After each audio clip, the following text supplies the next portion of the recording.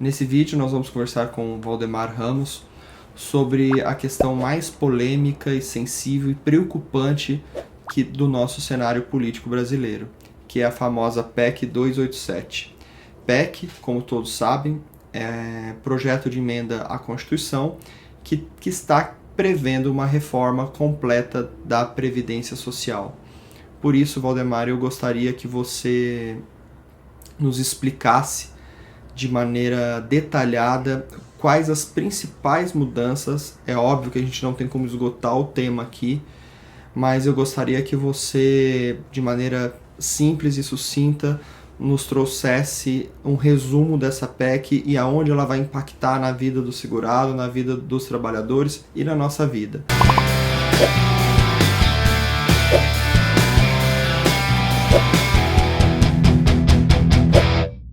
Então a gente separou aqui alguns temas, tá? Que a gente julga como os mais importantes. Eu gostaria que você detalhasse eles, principalmente essa questão que impacta diretamente o segurado, que é a questão da idade mínima, a fórmula que vai ser obrigatório os cálculos dos benefícios, a questão da pensão por morte, porque, segundo consta, houve sensíveis e severas mudanças, a questão do benefício por LOAS, que muita gente depende, muita gente tem esse benefício aí como forma de sobrevivência, e as regras de transição. E também, Valdemar, eu gostaria que você nos informasse de maneira bem clara sobre as pessoas que já estão aposentadas, as pessoas que já recebem LOAS, as pessoas que recebem pensão por mortes, se elas serão afetadas e como elas vão ser afetadas. Tudo bem, Valdemar? Tudo bom, Gilberto? Bom, eu quero antecipar para quem está assistindo esse vídeo, é um tema muito delicado, é um tema polêmico, né? É uma reforma muito ampla da Previdência que está sendo proposta pelo governo e está atingindo praticamente toda a população do Brasil. E nós vamos aqui tentar, na medida do possível, abordar os principais tópicos, como o doutor acabou de relacionar. E se você permanecer com alguma dúvida, você pode deixar abaixo desse vídeo ou consultar no nosso site saberalei.com.br, onde nós vamos deixar um artigo escrito detalhadamente com todos os pontos dessa reforma, mas aqui no vídeo nós vamos fazer apenas uma introdução e eu quero já inicialmente convidar você a se inscrever no nosso canal, porque nos próximos dias nós vamos disponibilizar outros vídeos relacionados a essas alterações, mas pontuais individualmente sobre cada ponto. Aqui a gente vai passar um panorama geral para que as pessoas tenham uma noção do que está sendo proposto pelo governo. Nós vamos dar a nossa opinião também, se nós achamos adequado ou não, mas você assinando o nosso canal do YouTube ou se cadastrando seu e-mail no nosso site saberalei.com.br, você vai receber os próximos conteúdos aí mais específicos relacionados a cada uma dessas alterações que o Dr. Gilberto acabou de relacionar. Doutor, nós vamos começar então relacionado à idade mínima. Eu ia te perguntar exatamente isso, que é o ponto principal, pelo visto, é a de maior preocupação. Valdemar, categoricamente, explica pra gente aí, idade mínima para conseguir a aposentadoria. Como era, como ficou e como que é a regra de transição. Perfeito, doutor. Inclusive, tanto no nosso site quanto no nosso canal, em vários vídeos, nós sempre recebemos várias dúvidas com a regra atual. A pessoa falando, olha, eu tenho 53 anos de idade e tanto tempo de contribuição. Eu posso me aposentar? Não posso? Posso ter aposentadoria integral ou proporcional? Na verdade, na regra atual, não existe a exigência de uma idade mínima para a pessoa obter a aposentadoria por tempo de contribuição.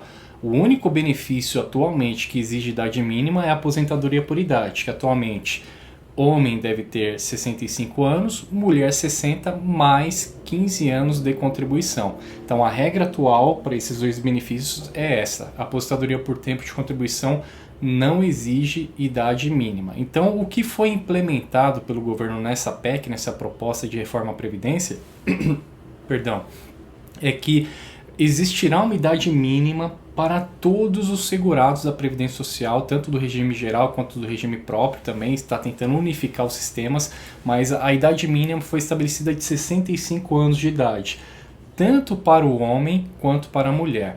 Então, esse patamar de idade de 65 anos, o governo justificou essa proposta de emenda à Constituição, alegando que essa idade é utilizada em diversos países da Europa e da América do Norte também. Inclusive, nós vamos deixar esse gráfico, assim como a íntegra do projeto de lei, no nosso site, onde você pode consultar no artigo relacionado à reforma da Previdência.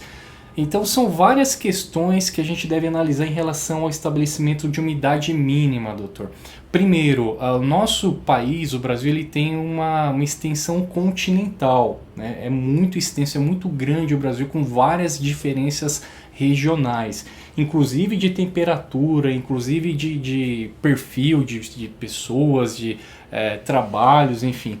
E a expectativa de vida calculada pelo IBGE, ela tem uma variação muito grande, dependendo da região do nosso Brasil. Então, Norte e Nordeste geralmente são as regiões que têm expectativa de vida menor, Sul, Sudeste geralmente tem uma expectativa de vida maior. Então, ao estabelecer uma idade única para homem e para mulher, estabelecer 65 anos de idade para todo o Brasil, a gente constata que houve um grande equívoco do governo em estabelecer essa regra nessa PEC. Isso porque é necessário respeitar as diferenças regionais. Por exemplo, a gente considerando a parte do Norte e Nordeste, geralmente tem alguns estados que a expectativa de vida é baixíssima. Chega a 62, 63, 65 anos. Nós vamos deixar essa tabela no nosso site. Então, muitas pessoas vão morrer sem conseguir obter uma aposentadoria, o que é um absurdo, né? Em outros casos, como o Sul-Sudeste, a expectativa de vida, de acordo com o IBGE, tem uma variação, e a expectativa de vida mais alta que nós detectamos foi de 78 anos, na verdade 77,6. Então nós constatamos que essa pessoa vai trabalhar a vida inteira, até os 65 anos de idade, vai contribuir para a Previdência a vida inteira e vai usufruir apenas um pouco mais de uma década de recebimento de benefício previdenciário. Então a consequência dessa medida em estabelecer uma idade única, ela é gravíssima, doutor. Gravíssima porque não está reconhecendo as diferenças regionais que o nosso país tem. E não há a mínima possibilidade, nós estávamos conversando até antes de gravar esse vídeo, de se comparar uma expectativa de vida ou uma qualidade de vida de uns países da Europa, como está no gráfico do projeto da PEC, onde foram relacionados países como Suécia, Noruega, Estados Unidos, enfim, não existe a mínima possibilidade de comparar esses países com o Brasil. Então, um elemento mais justo aqui dando como sugestão seria uma idade mínima talvez de 60 anos para utilizar como critério único e não 65 anos, que é muito elevado, é muito alto esse critério. Uma outra crítica que a gente faz em relação ao estabelecimento da idade, doutor, única de 65 anos de idade, é em relação à paridade. Agora, homem e mulher são equiparados, 65 anos de idade tanto para o homem quanto para a mulher. Teoricamente seria justa essa situação, porque a nossa própria Constituição Federal reconhece a isonomia e a igualdade, guardando as devidas diferenças, evidentemente, mas existe uma isonomia, uma igualdade entre os direitos do homem e da mulher. Então, na teoria, o governo sustenta que não existe hoje mais uma justificativa jurídica e até de fato de existir uma diferença de tempo de idade para obter um benefício entre o homem e entre a mulher. Mas de fato, doutor, nós sabemos que existe sim. Geralmente a mulher ela ingressa no mercado de trabalho um pouco mais tarde que um homem, ou ela necessita se ausentar do mercado de trabalho quando ela tem uma gestação, quando ela tem filhos e ela tem que cuidar inicialmente daquele filho. Quando ela está trabalhando, ela sai no período de licença maternidade, mas ela fica com a responsabilidade maior de cuidar do filho, de cuidar da casa e de cuidar do marido. Principalmente naquelas regiões mais carentes, que geralmente a mulher se dedica exclusivamente para cuidar do lar, o que é um trabalho imenso, não é uma coisa simples. dá até mais trabalho do que essa mulher de se deslocar para uma empresa e prestar um serviço. Então era justo sim ter uma redução de 5 anos na idade da mulher por conta dessa circunstância, dessa responsabilidade a mais que ela tem para com a sua prole. E ao igualar a idade de 65 anos com o homem, nós entendemos que foi aí atropelado um critério da isonomia, que é reconhecer as diferenças específicas de cada um. É nisso que mora o princípio da igualdade. Todos são iguais perante a lei, guardando, evidentemente, as suas respectivas diferenças. Então, essa é uma outra crítica que nós entendemos que foi totalmente incabível o governo estabelecer uma idade única tanto para o homem quanto para a mulher. Valdemar, considerando esse primeiro critério e talvez o mais importante, o que está causando mais impacto e preocupação para os segurados, né? O senhor seria absurdo afirmar que é o fim da aposentadoria no Brasil? Porque se você me fala que existem regiões, né, mais pobres do estado brasileiro cuja expectativa de vida não chega a 65 anos ou chega a 65 anos, me parece que ele não vai conseguir usufruir. Então seria absurdo as pessoas chegarem a pensar que este governo vem propor o fim da aposentadoria? Olha, doutor, inclusive essa afirmação foi tema de um vídeo que nós elaboramos, acho que tem mais ou menos uns 60 dias que nós tratamos desse assunto, e justamente sobre isso, nós analisávamos naquela oportunidade a intenção apenas do governo lançar um projeto, né, de reforma à Previdência, onde a ideia inicial era estabelecer uma idade de 70 anos, e ali nós tratamos, nós vamos deixar nos comentários desse vídeo o link, no final desse vídeo também você vai ter acesso ao link desse primeiro vídeo que nós estamos comentando aqui, onde nós justamente afirmamos que estabelecer uma idade muito elevada para o acesso ao benefício de aposentadoria é o mesmo que estabelecer o fim da própria aposentadoria, porque muitas pessoas vão chegar ao final da sua vida sem ter implementado as condições mínimas para obter um benefício previdenciário. Então é quase isso, doutor, é quase isso. E aí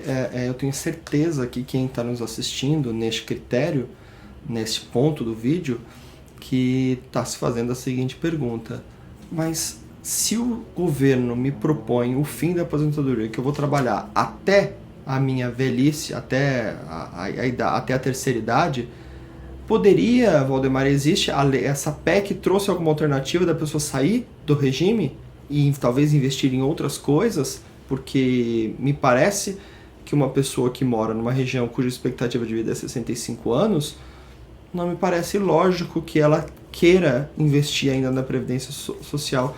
Explica isso para quem está nos assistindo. Doutor, excelente pergunta. E, inclusive, a gente já até está antecipando uma dúvida que a gente já acompanhou nas mídias sociais, que é justamente isso. Bom, já que eu vou ter que contribuir a vida inteira, praticamente. A gente já vai abordar do cálculo do valor do benefício, que estabeleceu a aposentadoria integral com no mínimo 49 anos de contribuição. É muita coisa. Então, assim, já que foi estabelecido um critério tão rigoroso para a pessoa ter acesso ao benefício de aposentadoria e a contribuição previdenciária compulsória, o governo deveria então lançar um planejamento ao qual seria facultativo, se tornasse a regra geral, a aposentadoria por tempo de contribuição, facultativa e manter obrigatória apenas aqueles benefícios por incapacidade. Então seria justo estabelecer a isenção do pagamento de contribuição relacionada à aposentadoria por tempo de contribuição, ou melhor, a aposentadoria que não tem mais, a aposentadoria por tempo de contribuição, na verdade, vai ser extinta se essa PEC for aprovada da forma que foi enviada pelo governo. Então ele acabou com a aposentadoria por tempo de contribuição e estabeleceu uma aposentadoria única, que é a aposentadoria aos 65 anos de idade. Então seria justo sim que o governo lançasse mão de algum mecanismo em que o segurado ele pudesse optar em não contribuir. Porque daí ele iria pegar o dinheiro que ele ia jogar na Previdência, porque se ele falecer sem se aposentar, dependendo da circunstância, ele não vai resgatar esse dinheiro não é destinado para os seus familiares, não entra em inventário. O máximo que vai conseguir, e a gente vai tratar logo mais, é gerar uma pensão por morte com valor ridículo, né? Desculpa até o termo, mas 50% para sustentar sua família que já está com padrão de vida. Que vai ser objeto de outros vídeos. E fora que nós vamos também apenas pincelar aqui nesse vídeo, a pensão por morte ela vai poder ser paga com valor abaixo de um salário mínimo. Então assim, não é vantajoso, não compensa, isso eu estou olhando de uma forma individual de cada segurado,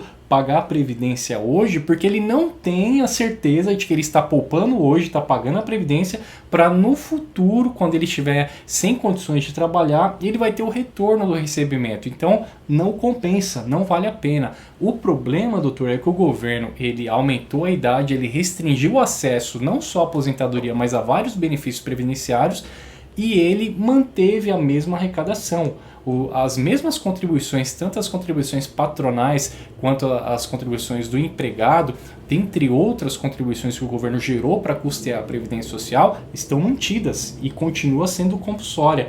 Então, respondendo a sua pergunta, infelizmente não há opção. Quem está no regime previdenciário já está pagando e vai continuar pagando são aqueles trabalhadores que têm algum vínculo empregatício ou o contribuinte individual que exerce alguma atividade remunerada. Resumindo, trabalhou de forma remunerada, você é obrigado a pagar a previdência independentemente de ter a necessidade de encontrar uma opção melhor que a previdência. Pois é, doutor, a situação ela é triste, complicada, mas a gente precisa dar passos em direção ao entendimento dessa PEC.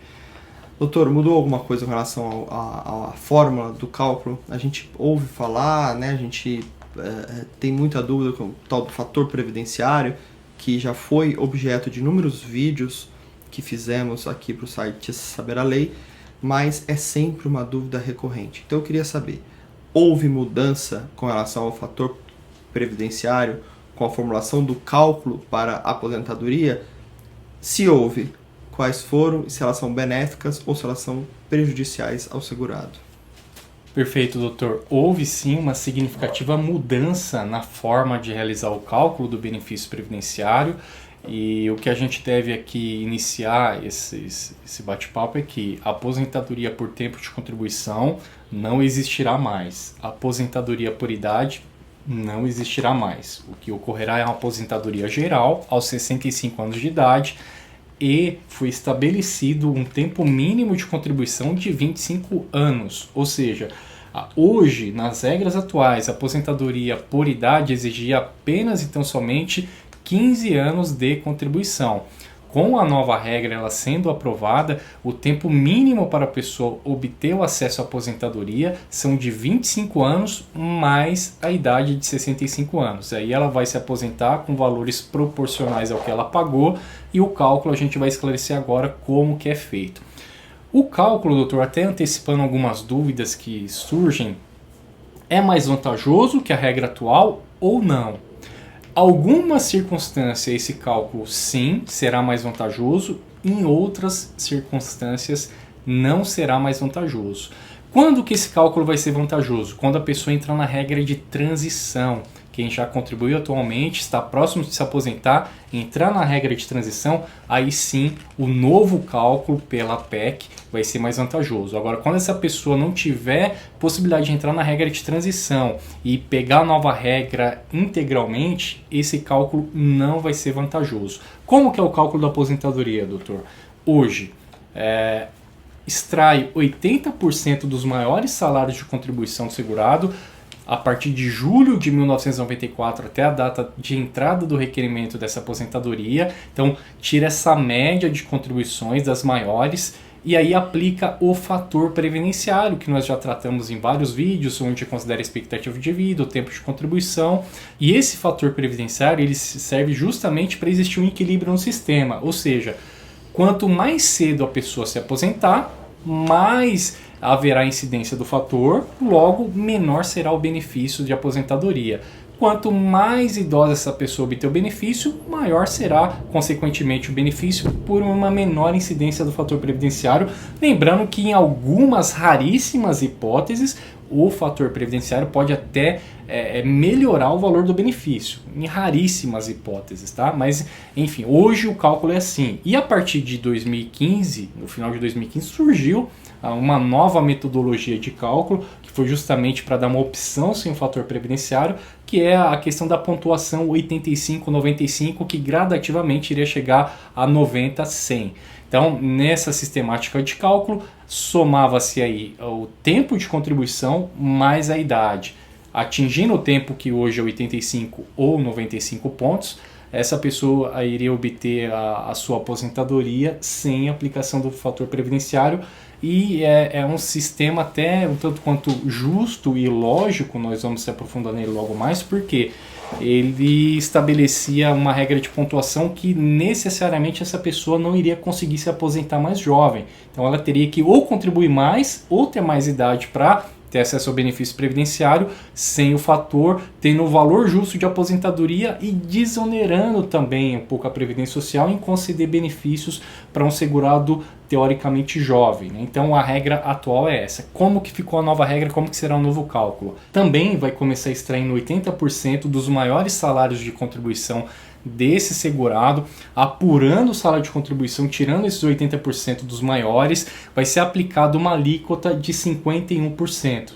Então, aplica-se essa alíquota de 51% mais 1% para cada ano de contribuição. Então, o cálculo é até simples de se fazer. Eu vou até exemplificar. Por exemplo, quem tiver o tempo mínimo de contribuição, 25 anos de contribuição e 65 anos de idade, necessariamente ele vai ter um valor de benefício no mínimo com 76%. Então, para ele obter um benefício com valor integral, ele terá que ter de contribuição 49 anos. Então, se ele tiver 49 anos de contribuição mais 65 anos de idade, ele vai atingir 100% desse cálculo e terá o pagamento do seu benefício de forma integral. Quando a gente fala benefício de forma integral, doutor, não significa que ele vai receber o teto. Tá? Então as pessoas se confundem. Eu vou me aposentar integral, é o teto. Não. Existe um teto que é um limite máximo de pagamento do benefício da Previdência, e existe a questão do cálculo ser sobre a totalidade, sobre a integralidade das contribuições que ele realizou. O benefício integral significa que vai ser aplicado uma alíquota de 100% sobre aquela média de 80 dos maiores salários de benefício dele. É isso que significa. Então ele vai ganhar a média do que ele contribuiu durante toda a sua vida. Diferente do teto, que é o teto máximo, onde tem um limite. Se a pessoa ganha 10 mil reais hoje, arredondando, o teto está em 5.200, essa pessoa vai ter um benefício de 5.200 e poderá optar por uma previdência complementar, que é objeto de outro assunto, de outro vídeo. Perfeito. Mas o cálculo, resumidamente, é esse. Agora, esse novo cálculo é justo, não é? É mais vantajoso, não é?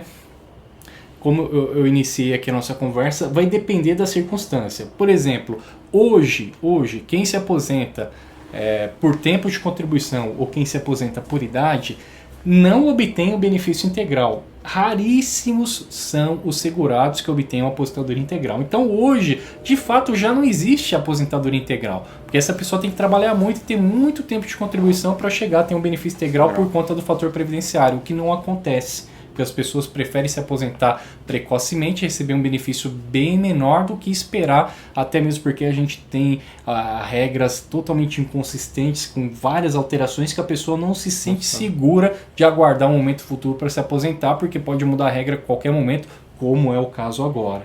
Então, assim, eu vou exemplificar como que vai ficar. Por exemplo, a aposentadoria por idade não vai ser vantajoso no caso da aposentadoria por idade. Por quê? Hoje, a pessoa tem a opção de não ter aplicação do fator previdenciário na aposentadoria por idade. Então, quando a pessoa faz o requerimento, a não ser que o fator previdenciário seja mais vantajoso, aí sim é aplicado. Caso não seja, ela obtém a aposentadoria. Em média, ele tem uma redução de 8%. Então, se essa pessoa contribuiu 15 anos e requeriu o benefício, ela tem uma redução mais ou menos da sua média de 8%. É bem mais vantajoso do que ela ter uma redução praticamente de 24%. Isso quando ela tem só 25 anos de contribuição na nova regra e 65 anos de idade. Então, no caso de aposentadoria por idade, haverá uma redução significativa no cálculo da nova regra, e eu estou considerando patamares mínimos, tá? No caso da aposentadoria por tempo de contribuição em relação a essa nova regra, se a pessoa entrar na regra de transição, aí sim será muito vantajoso. Por quê? Em média, o fator previdenciário ele come 30% do valor do benefício, doutor. Isso é regra. Se a pessoa, exemplificando aqui, vai ter um benefício de 2.000, ela vai receber 1.400. Em média, 30% é retirado pela aplicação do fator previdenciário, principalmente quando o segurado é um pouco mais jovem. Agora, se ele entrar na regra de transição, ele vai ter que cumprir 50% a mais do período que faltava para ele se aposentar. Ele está, por exemplo, segurado com 31 anos. Para 35 faltam 4. Ele tem que contribuir 2 anos, ou seja, 50% de 4 anos ele tem que pagar mais 2. Então ele vai ter que trabalhar os 4 mais 2, 6 anos no total. Ao obter essa aposentadoria na regra de transição cumprindo esse pedágio, o que vai acontecer? A regra do cálculo já entra na nova regra da PEC. Ou seja, vai considerar 51% mais 1% para cada ano de contribuição. Então, 51% mais o mínimo de, nesse caso, 36 anos de contribuição, vai dar praticamente, se eu não me engano, 87. Né? Se o doutor estiver errado na matemática, você me ajuda aqui de matemática, a gente se perde um pouco. Mas vamos lá. 51% mais 30 dá 81, né? No caso, ele teve 36 anos, exatamente 87. Então, ele vai ter a incidência de uma alíquota de 87% e ele vai ter, entre aspas, um prejuízo, uma redução de 13% no valor do seu benefício. Então, uma pessoa que se aposentar na regra de transição vai ter uma redução de 13%. Se ele, nessa regra de transição, fosse se aposentar com a regra do fator, ele teria um desconto mais do que o dobro, teria uma redução mais do que o dobro do que esses 13%, porque em média o fator reduz 30%, ele está com a nova regra de transição perdendo 13% da integralidade. Então, quando o segurado que for obter a aposentadoria por tempo de contribuição entrar nessa fase de transição, será muito vantajoso o cálculo do novo benefício. Quando for a aposentadoria por idade, não será vantajoso. Agora, essa regra de transição a gente vai tratar no final desse vídeo. Tem alguns requisitos específicos onde nós vamos detalhar no final desse vídeo, doutor. Perfeito, Valdemar. Eu acho que ficou muito claro essa questão dos cálculos. Muito elucidativo tudo isso que você trouxe. E aproveito para te perguntar sobre uma questão que também tem preocupado muitas pessoas, que é a famosa pensão por morte. A gente sabe muito bem que essa modalidade de benefício previdenciário, ela movimenta a economia, muita gente recebe e tem sido um benefício fundamental para muita gente que dependia economicamente de um ente falecido. Então, o que mudou com relação à pensão por morte, Valdemar? Doutor, o benefício de pensão por morte é um benefício que ele está praticamente em extinção. Isso porque todas as medidas, no sentido de reformar as regras para a concessão desse benefício, foram para restringir o acesso do dependente à pensão por morte. Isso porque começou com a restrição do acesso ao benefício para quando a pessoa é companheira em união estável ou é cônjuge casada civilmente há um tempo mínimo estabelecido de relacionamento, de casamento ou união estável. Antes não existia isso. Estabeleceu-se inicialmente uma carência que depois o governo recuou, assim como o valor do benefício tinha sido reduzido, depois o governo recuou, né, na primeira reforma. E agora, doutor, com essa PEC, o que vai acontecer com o benefício de pensão por morte, que antes era um benefício vitalício e hoje é um benefício provisório, salvo dependendo da tabela da idade que essa dependente ou esse dependente tiver, ele vai sim receber esse benefício de forma vitalícia, mas geralmente se ele tiver uma idade abaixo do que consta na tabela atual da lei, esse benefício é pago durante alguns anos, né, de acordo com a idade desse dependente. Mas a PEC ela estabelece duas restrições muito severas. Primeiro, ao valor do benefício, tá, da pensão por morte. O valor vai ser reduzido para 50%, acrescido de 10% para cada dependente. Então, uma mãe que tem um filho dependente, são 50 mais 10, vai receber 60% de valor de pensão por morte. Agora, o que é mais drástico nisso, doutor, é que atualmente existe na própria Constituição Federal que nenhum benefício pode ser pago sobre um valor menor que o salário mínimo. Não é que ele utiliza como parâmetro o salário mínimo. Ele utiliza apenas como referência para que o benefício não seja pago abaixo do salário mínimo, que é justamente um valor necessário para a pessoa conseguir suprir as necessidades básicas, né? O salário mínimo está longe de suprir a sobrevivência de qualquer ser humano, mas é o mínimo do básico. E a PEC ela estabelece uma desvinculação justamente permitindo que esse benefício de pensão por morte seja pago com valor inferior ao salário mínimo, porque geralmente quando o segurado vinha trabalhando e ele tinha uma contribuição sobre o salário mínimo, gerava uma pensão de um salário mínimo. Com essa regra, hoje, R$ 880 o salário mínimo, se ele ganhava o salário mínimo, a pensão vai ser R$ 440, o que é um absurdo. E mais, vai ser R$ 440 e dependendo da idade dessa viúva ou desse dependente, dependendo da idade, ele vai receber ou ela vai receber durante um período estabelecido naquela tabela. Então é um benefício que virou provisório, que isso já foi alterado anteriormente, e é um benefício que possivelmente vai ser pago abaixo de um salário mínimo, porque a esmagadora maioria dos benefícios previdenciários são pagos no valor de um salário mínimo ou um pouquinho a mais. Então você imagina a quantidade de pessoas que vai receber um valor inferior ao salário mínimo. Outra mudança na pensão por morte, que vale a gente ressaltar aqui com bastante crítica, é em relação, doutor, à possibilidade de acumular com a aposentadoria. Por que é um absurdo isso? Mas a pessoa vai receber 2 benefícios, não é justo, ela pode receber só um, ou optar pelo melhor, que é o que vai constar na lei, ou a aposentadoria ou a pensão, aquilo que for mais vantajoso. Porque a fonte de custeio da pensão é diferente da fonte de custeio da aposentadoria. Quem paga a pensão por morte são as contribuições vertidas por aquele segurado que faleceu e deixou essa garantia para sua família, filho, companheira ou esposa. A aposentadoria, que hoje tem a opção de idade ou tempo de contribuição, é um benefício que ele tem as suas contribuições vertidas pelo segurado que vai pleitear. Então, numa situação que é bastante corriqueira, um casal, né, tem um filho, essa esposa ali fica viúva e o seu esposo gera a pensão por morte para ela. Então, as contribuições dele gerou esse benefício. Ela continua trabalhando, paga as contribuições para se aposentar e se aposenta. Então, ela tem direito a 2 benefícios de acumular, porque tem fontes de contribuição diversas. O que o governo está estabelecendo é que não será mais possível acumular a pensão por morte com qualquer outro benefício previdenciário, o que é um absurdo total. Por que é um absurdo total, doutor? Porque houve, por parte do governo, uma alteração nessa PEC que permitiu que os militares continuem acumulando aposentadorias e pensões. E nós, meros mortais, a população total do Brasil, não tem esse benefício de acumular, como existe, na verdade não é um benefício, é uma regra justa, e vai ter excluído essa regra justa, e essa regra não foi implementada para os militares. Então há interesses políticos e não somente econômicos em equilibrar a previdência social, o que é um absurdo. É um absurdo. Eu sei que vai tratar, mas eu tenho absoluta certeza que quem está assistindo esse vídeo e está na situação deve estar fazendo a seguinte pergunta: quem já recebe a pensão por morte com aposentadoria vai cortar?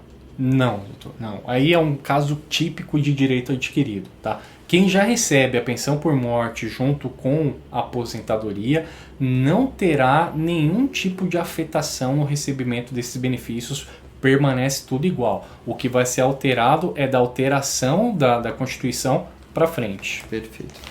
Valdemar, teve alteração também no LOAS, né, que a gente sabe que é um benefício assistencial, né, que tira muitas pessoas da linha da miséria. Então eu gostaria que você nos explicasse se também houve alteração com essa PEC, se vai haver alteração com essa PEC em relação a esse benefício importante para a dignidade da sociedade brasileira. Doutor, é muito triste o que estão fazendo com essa reforma da Previdência Social, muito triste o que estão fazendo com essas pessoas mais carentes, porque está tirando recursos de uma área tão sensível que é a área social, que é a Previdência Social, E de outras áreas que o governo poderia ajustar as contas, o governo não está fazendo, ou seja, está privilegiando as especulações, né, quem trabalha com papéis, quem investe em bolsa e tudo mais, juros e capitalizações, do que propriamente ajustando a previdência social. Ele está tirando dinheiro das pessoas que mais necessitam. Doutor. Isso porque a despesa que a Previdência tem com o servidor público e com os militares representa mais de 80%. 20% fica para o regime geral. Eu estou falando de uma maneira aqui simbólica, mas é isso mesmo. 80% vai para o servidor público, vai para os militares e 20% é repartido para a grande massa, né, para a população, para os mortais, para os imortais. Ou seja, uma minoria detém o recebimento da maior parte da receita da Previdência Social e a minoria vai sofrer essas consequências severas. Em relação ao benefício de prestação continuada, é o nome técnico dado pela lei, que todo mundo conhece como LOAS, porque é regulamentado pela lei Orgânica de Assistência Social. Então a gente conhece, todos segurados também se refere a esse benefício como LOAS. Então o que vai acontecer com LOAS? Primeiro, vai haver um aumento de idade. De hoje, homem ou mulher 65 anos, desde que não tenha renda, prove a sua carência econômica, tem acesso ao benefício. Vai aumentar para 70 anos de idade, o que é um absurdo, né? Um absurdo. Outra questão do LOAS vai acontecer algo semelhante com o que vai acontecer com a pensão por morte. Hoje o valor é limitado a um salário mínimo, né? Então o que vai estabelecer o governo? Uma lei específica vai estabelecer o valor do benefício assistencial. Ou seja, resumidamente falando, o LOAS vai ser pago um valor inferior a um salário mínimo. Que vai perder completamente o objeto, a sua finalidade social. Exatamente. É triste, realmente não me parece só o fim da aposentadoria, me parece o fim da previdência social. Por essas tristes conclusões que o senhor está chegando aqui, doutor, eu gostaria que o senhor esclarecesse as questões das regras de transição, finalizando assim as principais questões sobre essa PEC. Perfeito, doutor. Quem que vai atingir essas novas regras e quem que não vai atingir? Nós já antecipamos que quem já está aposentado, quem já recebe pensão por morte, quem já tem acumulação de benefícios, decisões e benefícios, pode ficar totalmente tranquilo que não vai ser atingido, tá? Para aposentadoria, para pensão por morte ou para quem recebe de forma acumulada. Para quem recebe o benefício assistencial LOAS, o que vai acontecer? Ainda não se tem uma definição sobre esse tema, mas pode ser que esse benefício tenha uma redução gradativa. Não significa que vai ser aplicado um novo valor de imediato, mas como ele vai ser desvinculado do salário mínimo, como patamar mínimo de pagamento, o que pode acontecer é que o aumento do benefício LOAS de quem recebe atualmente seja inferior ao aumento do salário mínimo anualmente, e no decorrer do tempo esse valor vai se degradando e consequentemente vai ser bem menor que o valor de um salário mínimo. Então aposentados ou pensionistas ou quem recebe os dois não serão atingidos. O LOAS pode ser atingido pela questão do valor, perdão, então o LOAS pode ter essa questão atingida, então é uma coisa que ainda está para ser definida por lei. Para ter acesso à regra de transição, ou seja, quem já vem contribuindo, está próximo a se aposentar, entra na regra de transição desde que esse segurado ou segurada tenha, se for homem, 50 anos de idade, se for mulher, 45 anos de idade. Então, para esses segurados com 45 e 50 anos de idade, entrará na regra de transição e poderá optar em se aposentar pelas regras atuais, cumprindo o pedágio.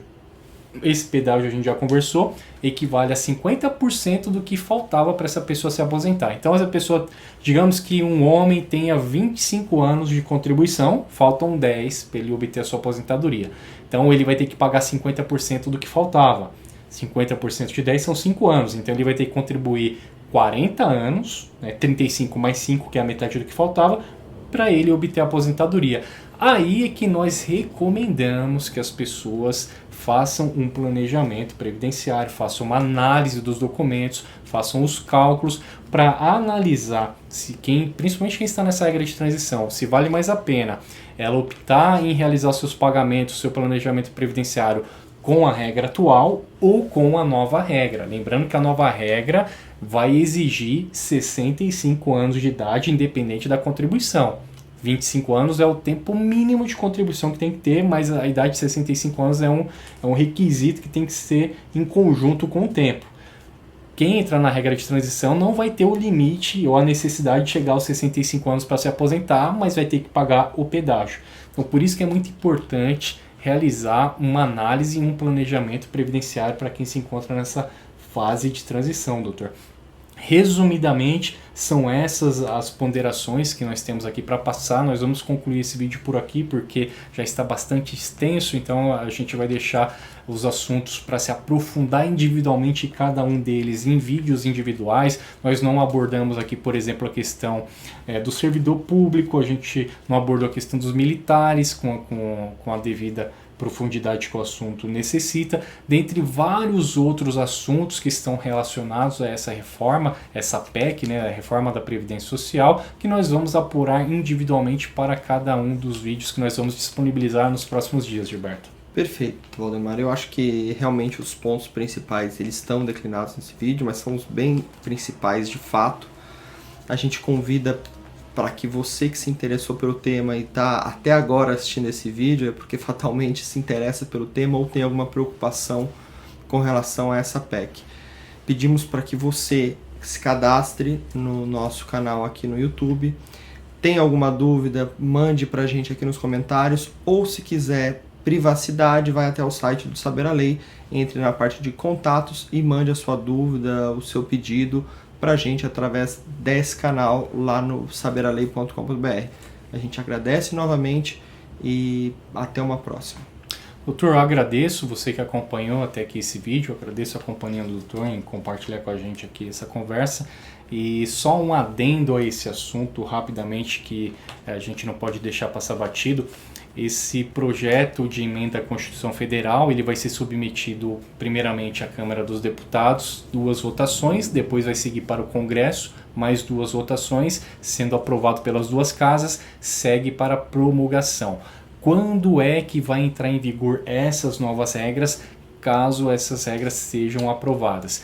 Provavelmente, doutor, a partir do mês de maio de 2017. É uma probabilidade que no primeiro semestre de 2017, sendo aprovado, essas regras vão entrar em vigor. Então, você que se encontra próximo a se aposentar, ou você que iniciou o seu ingresso no regime previdenciário, seja como servidor público, seja como empregado da iniciativa privada, é necessário que você faça uma análise dos seus documentos, um planejamento previdenciário, porque é muito importante você se preparar para essas alterações que estão chegando. Então, mais uma vez, muito obrigado pela sua paciência, doutor. Um grande abraço e até o próximo vídeo. Muito obrigado, até a próxima.